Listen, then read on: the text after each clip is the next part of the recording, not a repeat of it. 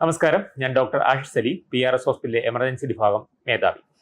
നമ്മളിന്ന് സംസാരിക്കാൻ പോകുന്നത് ഡോഗ് ബൈറ്റ് അല്ലെങ്കിൽ ഒരു മൃഗം കടിച്ചാൽ അല്ലെങ്കിൽ മാന്തിയാൽ ഉണ്ടാകുന്ന ഭവിഷ്യത്തിനെ പറ്റിയാണ്.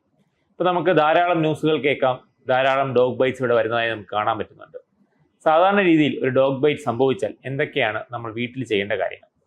ഒരു ഡോഗ് ബൈറ്റ് അല്ലെങ്കിൽ ഒരു ക്യാറ്റ് ബൈറ്റ് അല്ലെങ്കിൽ ഒരു വൈൽഡ് ആനിമൽ എന്തെങ്കിലും ബൈറ്റ് വരികയാണെങ്കിൽ ഉടനെ നമ്മൾ ചെയ്യേണ്ടത് ആ ഒരു മുറിവിനെ നമ്മൾ സോപ്പ് ആൻഡ് വാട്ടർ വെച്ച് 10 മിനിറ്റോളം വാഷ് ചെയ്യുക എന്നുള്ളത്. റണ്ണിങ് വാട്ടറിൽ 10 മിനിറ്റോളം വാഷ് ചെയ്യുക. വാഷ് ചെയ്ത ശേഷം ഉടനെ തന്നെ ഒരു ഹോസ്പിറ്റലിൽ എത്തിക്കുക. കാരണം time is valuable over here.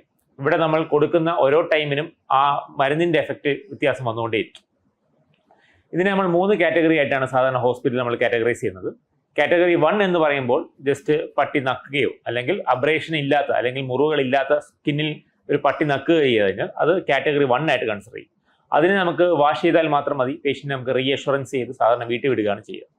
Category 2 എന്ന് പറയുമ്പോഴത്തേക്ക് ആ ഒരു വൂണ്ടിൽ അല്ലെങ്കിൽ ഒരു വൂണ്ട് ഉണ്ടാക്കുക, അല്ലെങ്കിൽ ചെറിയൊരു സ്ക്രാച്ച് ഉണ്ടാക്കുക, പക്ഷേ ബ്ലഡ് സ്പ്രൗട്ട് ചെയ്തിട്ടില്ല, ബ്ലഡ് പുറത്തോട്ട് വന്നിട്ടില്ല.